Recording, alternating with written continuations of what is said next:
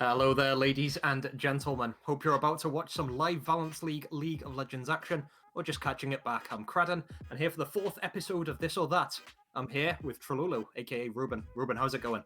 It's going absolutely excellently, Cradden. I hyped Plague up as much as I possibly could on the last episode. We got 2-0'd. How could I be any happier? Let's get right into the next time for me to hype some people up and then watch them get smashed. On to the first question we go. Hell yeah. What is the better strategy in Valence League? Picking a comfort pick or picking a meta pick? What are you thinking, Cradden? Now, I'm thinking, when it says comfort pick, I'm struggling to distinguish that in my mind from one trick. So we're talking the last Ezreal or whatever it is. The guy will just jump in and one trick, my Zillion, just go straight in and smash the opponents. The problem with that in VL is that gets banned. So you're going to have to resort to your champion pool. And there's probably meta picks in your champion pool anyway. So a comfort pick would be great if the opponents decide not to submit a lineup and lose bans. But if you're really good at your comfort pick, that ain't getting played. I'll use a bit of anecdotal evidence, right? We on Plague, we're like, okay, guys, we've studied LEC, and by we've studied LEC, I mean our coach watched a couple games and wrote like 5 paragraphs. Nice. He got all the stats up, everything. We were just like, okay, let's just play all these champs. I miss every Syndra E. Jay's losing his fucking mind playing all these champs. He's first time in VL. Lordio's chilling, he plays whatever. And our bottom lane, we're also losing them. I mean, the 8-week or 8-game Qui Brom streak, it almost destroyed his mental, and I don't blame him. I'm going to have to say that for the mental fortitude it gives you, you're going to have to go comfort picks. So, if you're listening, never forgotten the NSK mid laner. Just keep playing that Morgana. Don't worry, it won't get banned. I'm quite a fan of Morgana mid. I played it in a normal game recently. No leaks or anything, but you maybe see it in VL maybe this Thursday. Flex picks coming in. All right, on to the next slide we go. What is the bigger meme? Valence League coaches, I love that blackboard, or Division 4? Ooh. aka the LCS. I do like the clown as well. It's great that they, despite Tent not being in VL Discord, they got him for this photo shoot and put him next to the LCS logo. Am I right in saying that blue one is the North American one, so they're just clowning on NA? Excellent. So the bigger meme, Division 4, as much as it's fun to watch stuff like the Rammus mid, I think that was Vengeance's move. Yeah. Or to watch Hentai Haven just go all in against the Centurion squad and not quite come out too well. It's not really a meme. It's just people trying to play some League of Legends, and they might not be as good as the person watching, but who's to joke about them? They're having the time of their lives. They're all laughing, or Ronnie's making copy pastas in VL. That's not a meme. That's real life, and that's people enjoying League of Legends. Coaches, on the other hand, NSK as an org has about 6 of them, and maybe 3 of them do things. I mean, I'm not going to reveal specific names, but basically, if your team implodes, we're going to grab your coach as well. That's all I'm going to say. For me, I can't hate on the VL coaches. I mean, the ones that Plague have had that turn up, it's helped us a lot. We had one scrim without last split, without Jack, MCMXCV, Fat Raccoon coaching us. He didn't show up to the draft. We had Lordio do it. Biggest disaster of the entirety of that split. So I gotta say, I'm a big fan of coaches because it means I can just turn off my brain and he says, "Hey Trelulu, we're picking it." I say, "Cool, man, cool." Division 4, on the other hand, I don't know if you watched this Monday. Driggers, yeah. Kennen jungle, and Yasuo jungle. Yasuo was the big one, yeah. I don't think you can come up with a bigger meme than that. I swear to God, he said it's a pocket pick. I looked at his match history. 1 game of full AD Halo Blades Kennen jungle. Now this is the biggest meme I've ever seen, and it's Div 4. And I lose my mind every time I watch Div 4. And I try to argue with people in Twitch chat, but then I realize, like, what's the point? Because we're all bad. But I gotta say, there's so many questionable things that happen in Div 4 that just make me think, this is what VL was meant to be. I especially love the flowcharts, like they appeared in the Trash Talk server, and I think it was basically jungle builds for Warwick. So someone posted the start, which was the Hunter's Machete, build it into like attack speed or Cinderhulk, and then I think the next quote was any fucking tank item whatsoever with a giant cross through Iceborne Gauntlet, which was the one built on stream. So yeah, there's a couple of questionable choices in Division 4. I think as far as VL coaches go, the biggest meme I think was whatever happened to WSL with red, green, and whatever's in between. With I think Silverback, like Doing B, Steven Snake, everyone claimed like responsibility for being the one that helped WSL win. Yeah. So last split I'll say VL coaches, but this split, Group D, Division 4, whatever that bottom division is, it edges the meme contest. I will say, just because you didn't credit him, shout out to Slackin for the excellent Warwick guide in the Trash Talk server. Of course. Just to throw Cobra. that out there. All right, on to the next one we go. The bigger upset. Centurion 2-0 in Plague or Deja Vu 2-0 in Claytrons? That's like... I wish I knew more about the rosters of DV and CLT, because I was expecting Plague to win, but it's not that big of an upset for Centurion to have won. Like, look at last split, I think they traded regular season and finals. So for a 2-0 to happen, it repeats regular season, and it's not that much of a shock.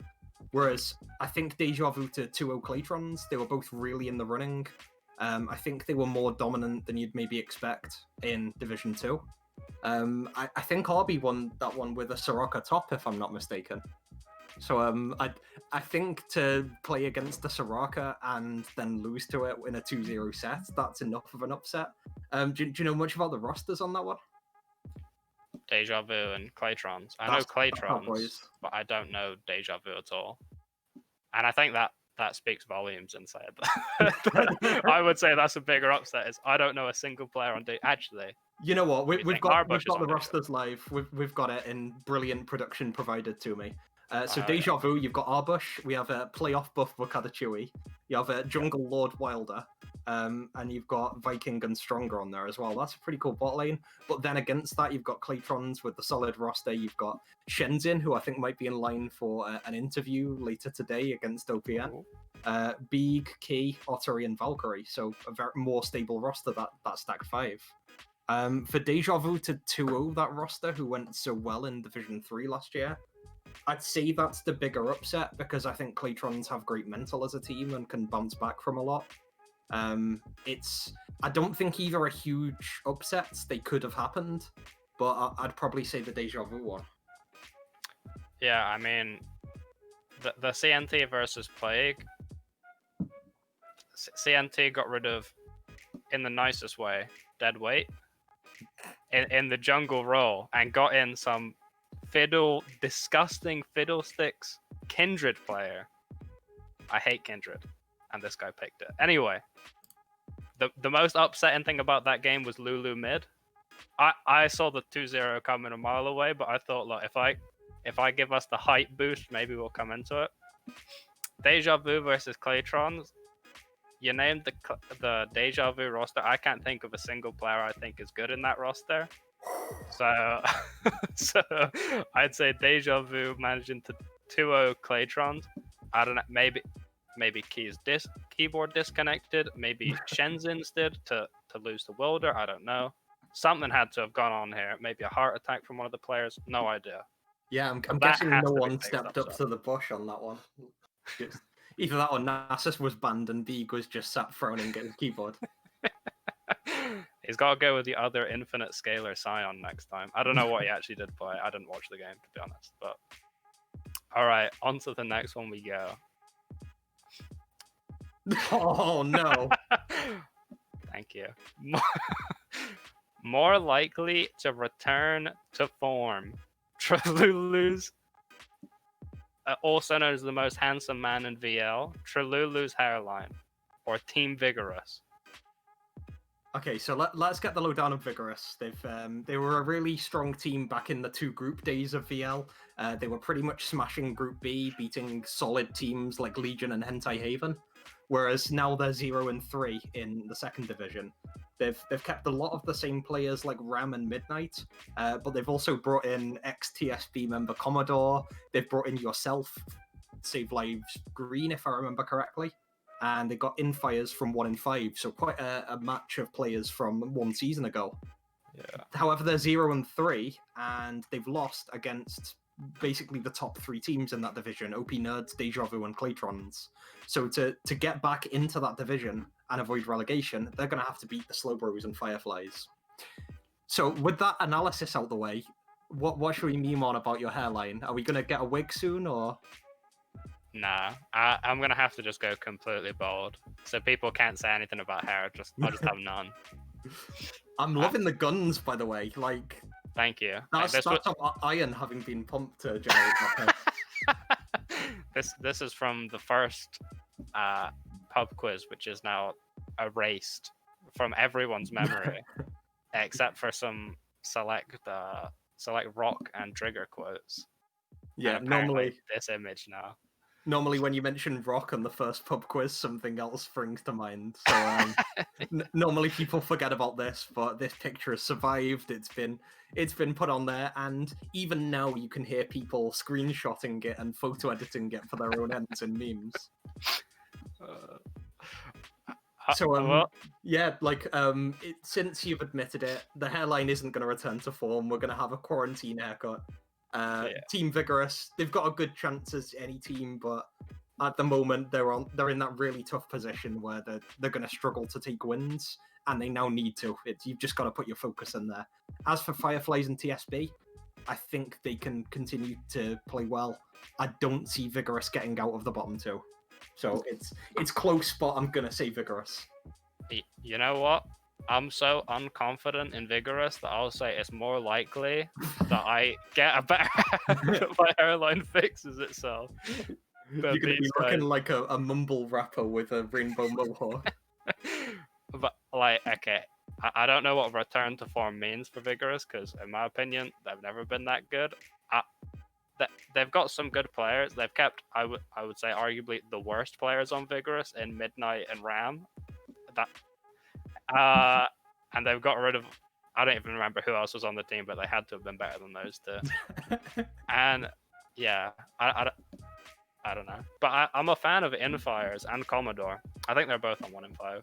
Can't remember. I think you actually took the best player out of Vigorous, and he's now the worst player on Plague. He's Daddy J up in the top lane. Well, things happen, man. I wouldn't say Daddy J is the worst player on Plague. Nice. I'll say that.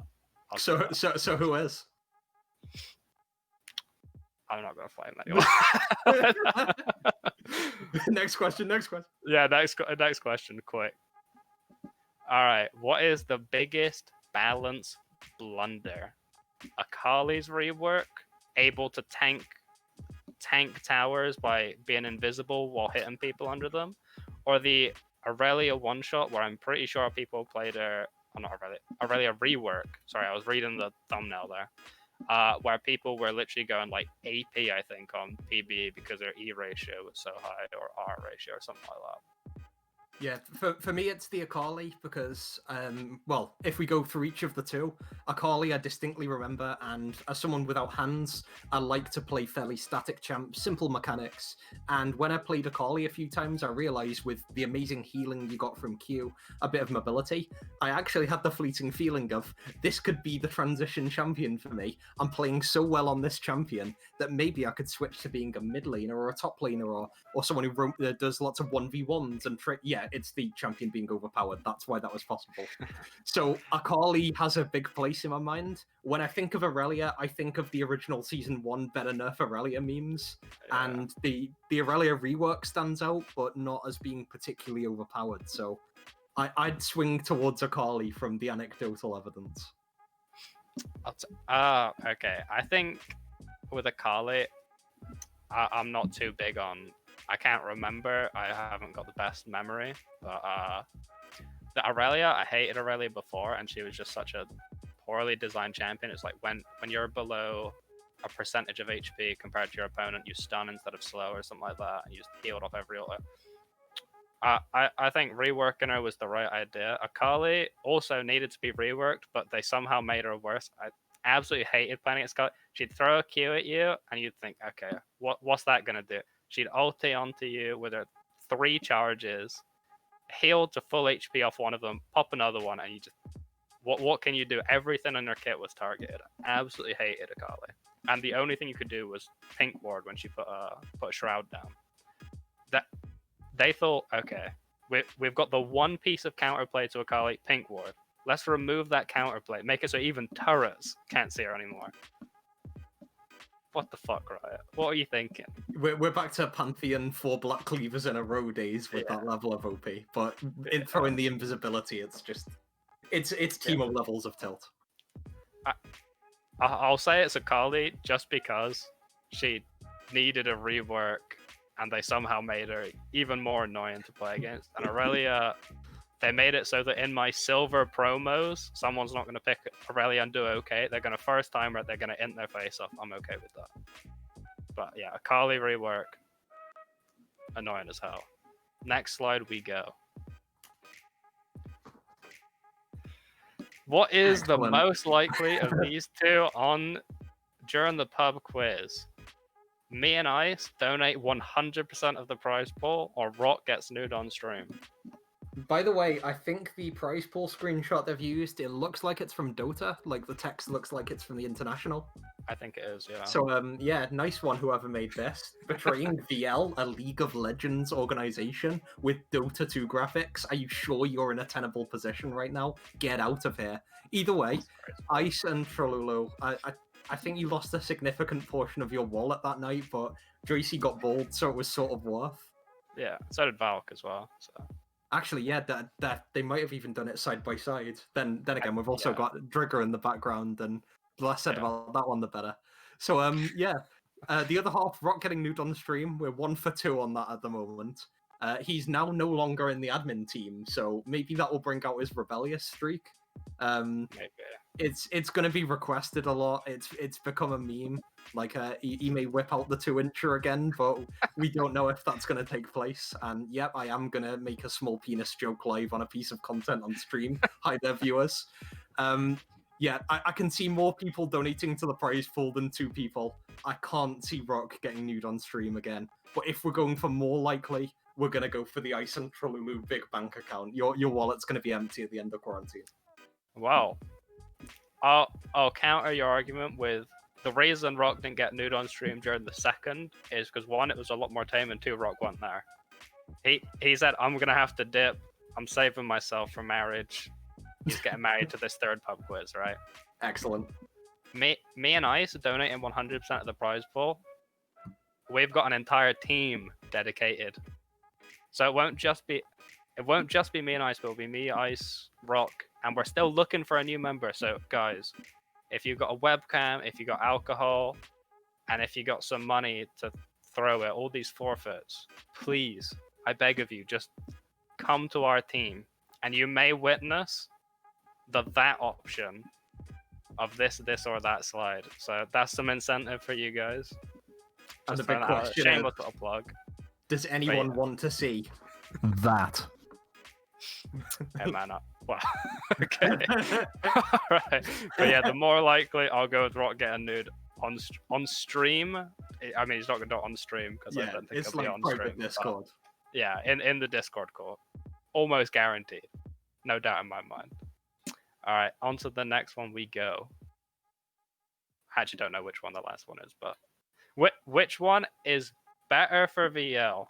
A focus on content or focus on expansion? I don't know what expansion means here, and let's discuss a few possibilities. So an expansion for League would be like 5 divisions, expand to Diamond, expand to Bronze, maybe throw TFT or like Legends of Runeterra in. Or could it be like completely different games? So we've got F1 already. There's a few Civ and Stellaris games going up. Maybe we could have like an online Cluedo League in VL. And I think at that point we'll have jumped the shark a little bit. Content, on the other hand, I don't think that's like a different goal than expansion, because even if there's a VL Tiddlywinks League, I can see there being like an annoying guy being banned bit of Discord flame, or like a podcast a la Let It Rip for Tiddlywinks League. So I think you can do both. The better one, I think it's probably best to have the content focus and keep the same. But is there anything, Ruben, that you'd want to see VL expand into? Like a game or a sport?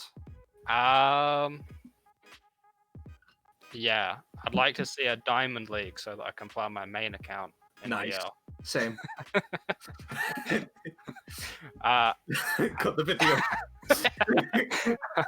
I don't know. I don't think there's any other game I play than League, so probably not. And I wouldn't be very good at the other games they could expand it. Although, nah.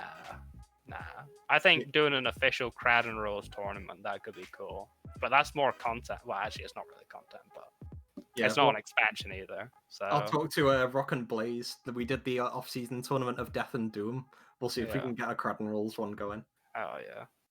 Yeah. And the content focus, I mean,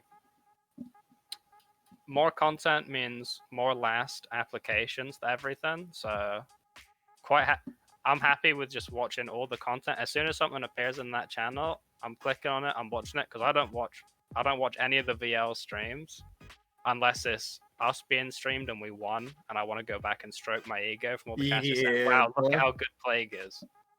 So I don't watch the streams to see any of the content. I check it as soon as it comes into that channel, watch it all the way through while I'm doing something else, or whatever.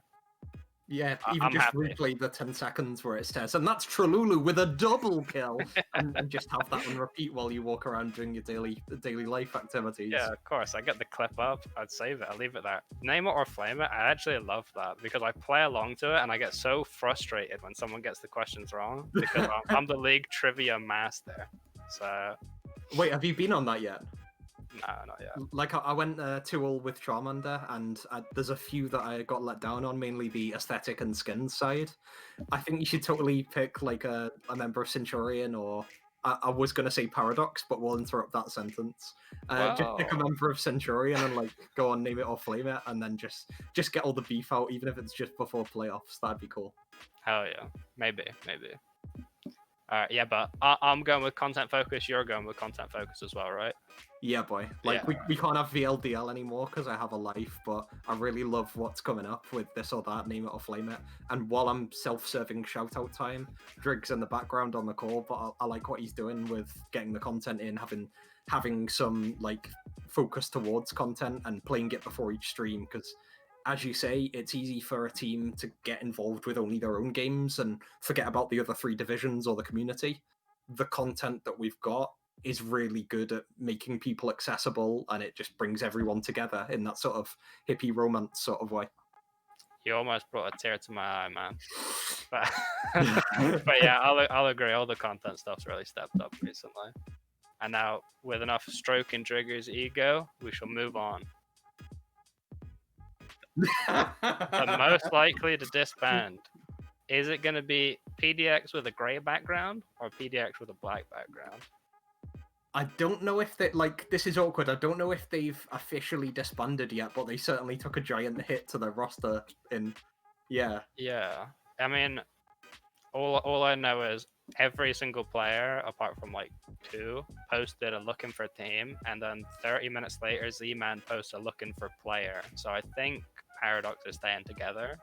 Yeah, there's definitely a shell there, and I can confirm that 2 players are definitely not with Paradox anymore. Well, I'll say no more about that one. But that leaves at most 3 regular players and a substitute. They had Weasel. I'm not sure at this point where Weasel's going to go yet. So they can rebuild. There's enough high-quality Division 1 players out there. But as to whether they want to either leave their teams or jump in mid-season, that's the trick. And with Paradox in a fairly good position in the league, I think they're either 2-1 or 1-2. They're quite an attractive proposition. It's a chance to test yourself at the highest level. I would be sad to see PDX disband, because they've been a really nice org over the few splits, and I love a lot of the players that are on there. I do want to see them come back together. Although on the flip side, I'd love them to disband because then NSK don't get relegated. See ya. I mean, yeah, I share a lot of the same thoughts. I quite like a lot of the people on PDX. I like their logo to an extent, but at the same time, I absolutely hate it because I can't look at it for more than 5 seconds without my mind exploding. Thanks, I hate it. Like, it's nicely designed, but I just stared at it then, and my eyes actually hurt, so I had to close them for a second and look away. It's like Iceborne on Warwick. But yeah, this question, I'll go with inverted PDX with a black background. I don't know which one you're voting for on this one. Yeah, well, we like to keep things head to head and contestable, and we like to get people rallying behind things. So I'm going with PDX with a grey background. Got him. 1v1. Nate's a big fan of the black background for sure. Nice. My good friend. Yeah, Nathan, he would really be into that. All right, glad we're opposing each other on that one. Okay, so I think that is in fact our last slide. So we're going to leave things on a paradoxical note, if you'll pardon the pun. And if you won't pardon the pun, see you, we're almost over anyway. So it's been me, Cradan, and I've been here with Ruben, aka Trololo, and we've been here with the 4th episode of This or That. If you are watching VL live, then you'll be seeing a nice wealth of games. On stream 1, we've got Horizon Shadow versus potentially Paradox in Division 1. And we've on the second stream, we've got the Slow Bros versus a potentially buck-informed Team Vigorous on stream 2 in Division 2. So cheers, guys. Hope you enjoyed watching. Let's crack on with some games.